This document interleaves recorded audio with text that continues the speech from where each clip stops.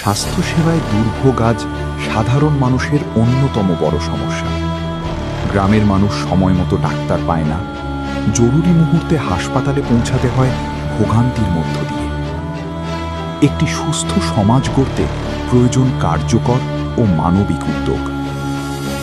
স্বাস্থ্যকেন্দ্রে ডাক্তার উপস্থিতি নিশ্চিত করতে চালু করা হবে নিয়মিত মনিটরিং ব্যবস্থা, যাতে সাধারণ মানুষ নির্ধারিত সময়ে প্রয়োজনীয় চিকিৎসা সেবা পেতে পারে।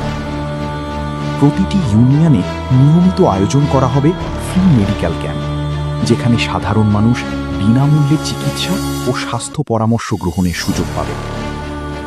গর্ভবতী মা ও শিশুদের জন্য থাকবে বিশেষ স্বাস্থ্য সহায়তা কর্মসূচি।